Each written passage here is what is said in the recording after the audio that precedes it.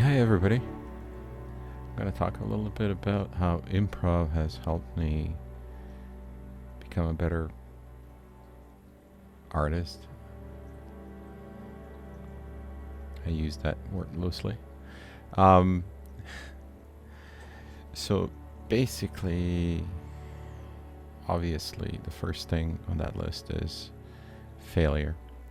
So how many times I've actually drawn something or painted something that it's a complete and utter failure, and to not be discouraged by it, but to try it again from a different angle and do it again and again until it seems I'm kind of happy in the moment with what I've created. And of course, it's just happiness at the moment that I've created it, because as I develop, as I learn, looking back on things that I've done is kind of ridiculous. So obviously that is a good thing, because there's been an improvement. If I was happy with what I've done 2 years ago or 5 years ago, or when I was in kindergarten, obviously these things would just have never progressed, right? So so you're always trying to do something new, something different, do the same thing maybe sometimes that you've done in a different way to see if you can get it to work out better. So failure, it's my number one. My number two is, as I've learned over time, inventory. So having to keep track of a million things that are happening, hopefully not million things, hopefully they're, you're able to kind of bring them down to some of the most important features, and keep that inventory in mind, or keep it in your head as you're kind of working on things. So if this picture was a scene for me, basically I'd have to keep inventory of, understand that certain angle at which I'm looking at this cottage means certain things. It means that the sides are not all equal. The things that are closer to me, obviously, I can perceive as kind of tilted towards me, and things further away are tilted away from me. Perspective, obviously. Perspective, take that into consideration, but not just take it, but apply it to the objects in the picture you're trying to paint. Not that I paint often from looking at the pictures, but even if I wanted to practice the crap out of this cottage so that I'm become a little bit more proficient of knowing how to paint these wooden cottages, that I could incorporate them into my art, which I don't do, because if I've painted one cottage, I think I've painted enough cottages that I'm not going to paint the same picture over and over again. Unlike foliage, trees, rocks, and things that I do actually paint a lot. So it would be kind of ridiculous if every painting actually had a cottage, which brings me to maybe my next point is hold on a sec. Inventory. So keeping track of all this stuff, knowing what to use, when to use, what are the features of it, and how are they applicable. And if you do decide you want to change them and break the rules, what does that mean for your painting or your scene? So that is, and in keeping track of all of it, because it's like kind of like in your head, like all these colors need to be in my head to understand that this rock has a couple of different colors, even though to you they might, once you pick up a paint, you're not gonna try to paint black, but there is a lot of black. There's lots of light browns. It's exposed, it's in kind of light, it's not in a complete shade like some of the things in here, or in here. See, it's kind of like these browns are a lot darker in the shade than they are like on the rocks and on the trees and things like that. coolness, warmth, warmer colors, cooler colors down here, things like that. I mean, the roof is practically white, but looking at this, you'd probably say, the roof is some kind of brown color, and you pick up the brown pencil. Well, it's not, it's white. So to keep that inventory, that even also things that seem a certain way, that we've been trained to execute in a certain way, you have to execute quite differently for them to appear to others and to yourself, how they should appear if you want them to be true as to what they are. Pretty deep. Yeah. Okay, well, it applies in improv too. I mean, I'm not gonna go talking about improv here, but what those things are in improv that make this work. It has a lot to do with the feeling. The feeling of the painting is part of the inventory as well. So I need to understand, this is a cottage. It's in the middle of nowhere. It has no doors.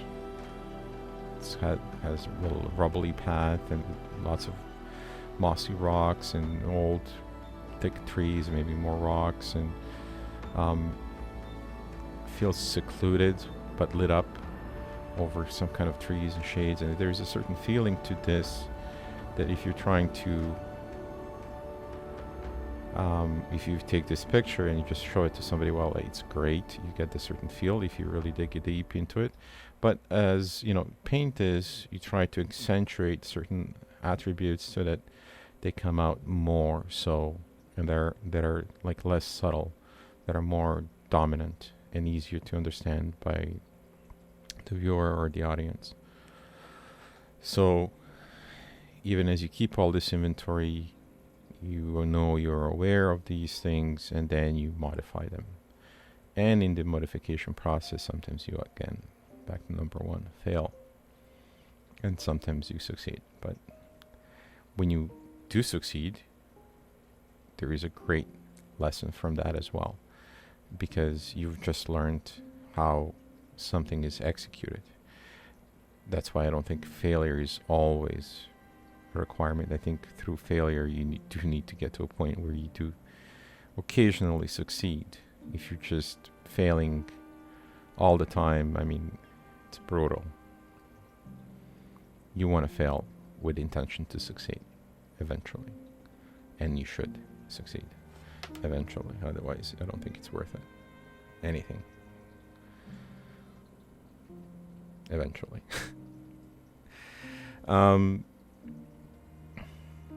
Okay, so maybe I keep it short. This is kind of like things, the feel of it. I mean, it has a lot to do with emotions too, and you gotta accentuate that and bring it. Or there's methods to doing that. Like, I mean, depending on the color scheme you use, or depending on how dark, what's the contrast, how soft it is, how harsh it is, how like every stroke, all these lines that go across the wooden logs, is it very technical, clean, or is it more random and in the spur of the moment? Kind of gives you that more authentic feeling, authentic feel to the painting itself. I'm personally not a fan of, something that looks like a photo, because I might as well then just take a photo. I wouldn't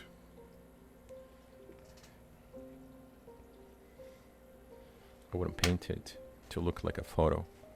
I've been down that path. I thought that's what the good paintings were supposed to look like. I thought to be a master of something, you had to create a painting that is hyper realistic, and then that people admire that a lot.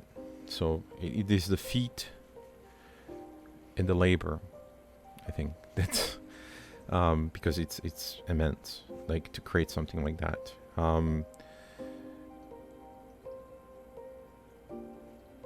There's like anybody can do it. I mean, if you put, what was the saying? infinite number of monkeys in a room, eventually they will write a Shakespeare play. Well, it's laborious if you're a monkey. So you take a camera, you go outside, you take a photo of this cabin, and then if you'd like, you can run some filters on it and send it to a printing shop and get yourself a nice picture you can hang on your wall. It's a hyper-realistic picture with no labor. Why would anybody, I don't know, understand why anybody would want to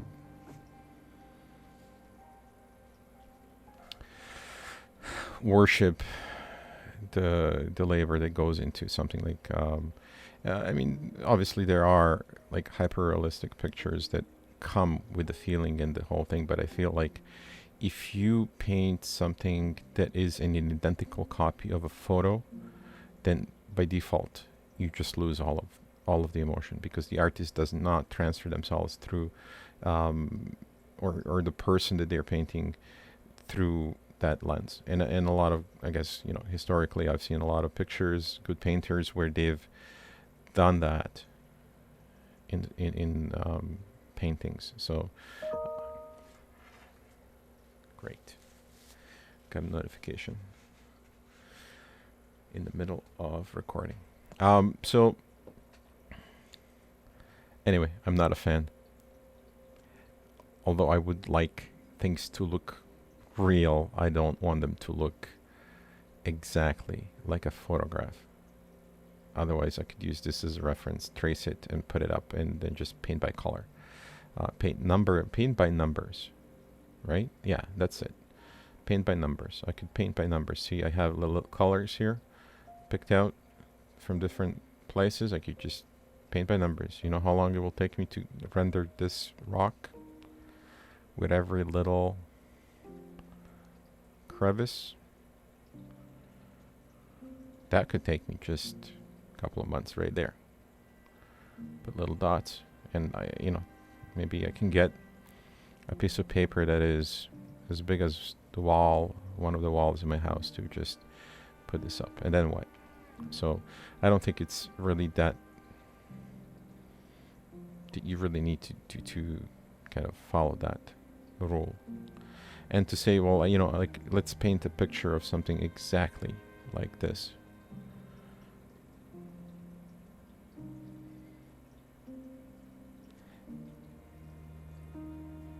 It would be nice to accentuate its qualities, to bring out what it represents. Because right now this is just a photo, and even some photos can do that.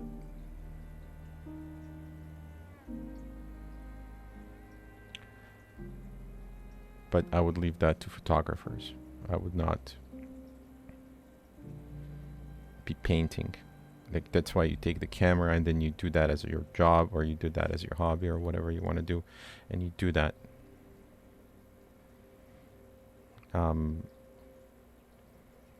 To paint it, I wouldn't do that. So in improv, improvisational, back to the point, obviously you should take, you learn that how to detect this minuscule little things and read them, so things that mean the information that you have available to you within this picture. So you need to figure out and connect with it. It's not a person, it's a photo. So, but to place yourself within, and this is the information you have visually. You're looking at this, you're absorbing this, you're making a decision now. How do I respond to heighten, so to say, within improv, this particular photo to the next level of what is that supposed to look like? And to some people it might look something like crazy abstract shapes, and it's valid.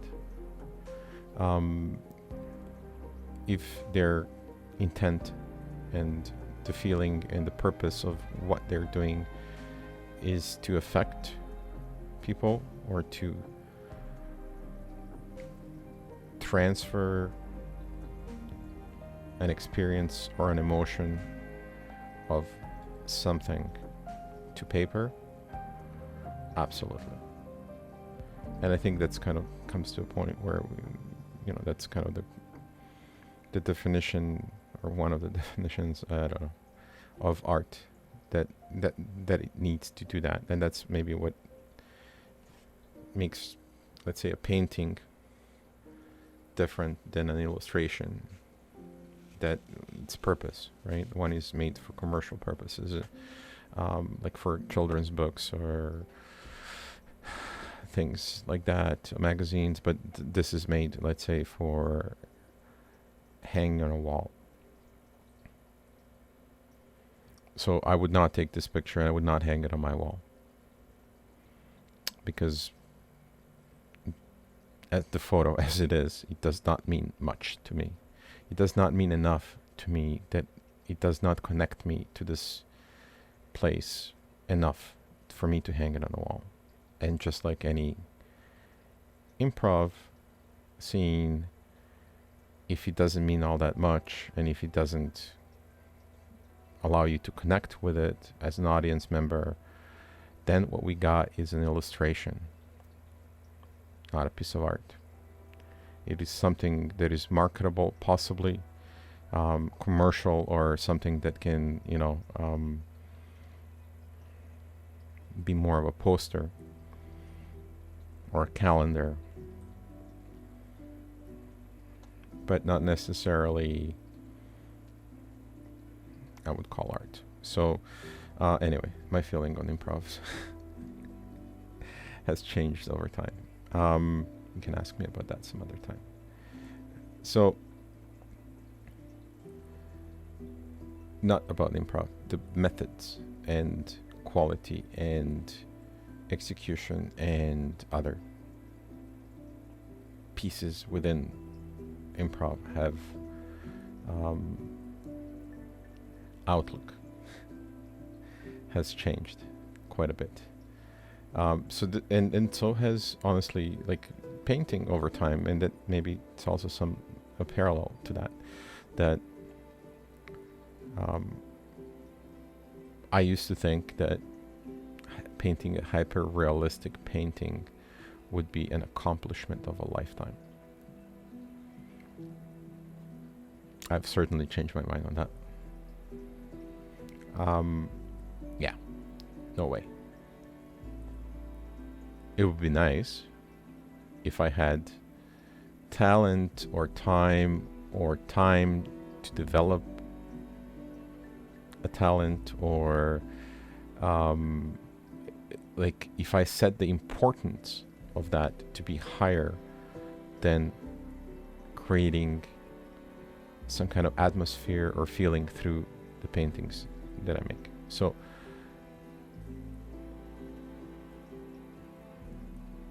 I would never hang this cottage on my wall. I don't care how well executed and hyper realistic and how many hours somebody spent, or if it's worth $1,000 or $100,000 or $100 million. I would not hang it on my wall, because I would sell it. I would take the money, but I would not enjoy it, because it makes no sense. Absolutely, like no way, no sense. It would be okay to paint it, to have a different kind of painting of this cottage that allows you to connect with that piece of paper on the wall. If you can achieve that through the painting, I would gladly put it on my wall. And that might be, all just, let's say, I don't know, changing the atmosphere in the setting, changing the way let's say, talk about the watercolor, how droplets slip between the cracks and how they organically set up the wood pieces, and that would be amazing. So something like that, that's another connection to improv. I don't know, where are we on? 3, 4, 5? I don't know anymore. So something that seems authentic and organic, not forced. So you don't use a ruler to draw these lines. You're not into architecture. I mean, I know that a lot of people paint the architectural pictures or houses or whatever, and those are fine as well, but they're either an illustration, excellent illustrations, some of the best, like I've seen, like done so well that I would say if I wanted a piece for a magazine, I'd love to see it. Just my personal preference, and I know a lot of people will post posters of movies, or will put, you know, like other things on their walls. Like, there could be many things to put on your walls, and all kinds of things that I've seen people put on the walls, and to them it appeals, which is fine, and it is perfect. But when I talk about art and having art on the wall, what makes it art is that connection and authenticity and the genuine feeling. And this is why I also think like some of the art that's out there, or even from the old masters, what people think it's like, oh my God, like the best thing in the world, like Mona Lisa, it's just fame. A famous painting that got lost and got famous because he got lost and then got found, and that's how things get famous. And then, you know, like everybody lines up to take a picture of a picture, and there's like a million pictures on the internet anyways, better rendered than the ones that they're taking over heads of other people. So I don't understand that. I will never understand that. It's like a badge of honor. It's like collecting a little anyway. So in improv as well, like if you do have a scene that is forced, unconnected, I would say like character driven, without strong connections to the actual subject that is like also recited, like a story that just is a story that is being generated on the spot, like a storybook, then there is no connection between the people, and the people want to see that, and that is the only thing that people want to see. Otherwise, I think everybody without any training can make up stories, because I used to make up stories for my kids when they were younger, and they used to make up stories for me, and they were as good as some of the stories I've seen done on stages in improv. So, if not better, actually. So the plotting and all this other stuff. Anyway, I'm not going to talk about improv. I'm going to talk about the paintings and how they are much, or the painting process that is much like improv, that has taught me that there are connections between these things, and how it actually has helped me learn and connect with myself, connect with the piece that I'm working on. And I don't see that much. I don't see that much in improv. I don't see that much in actual painting. I do know that there are people who are amazing at it. And I also know that there are people out there that are amazing at making illustrations, which are, again, equally good in some circles, equally good in places where they should be applied. Now, maybe there is a famous illustration that gets stolen one day, and that somebody charges a lot of money for, puts it up for auction, and then all of a sudden it gets to be a piece of art. So I've seen all sorts of weird art. So who am I to say that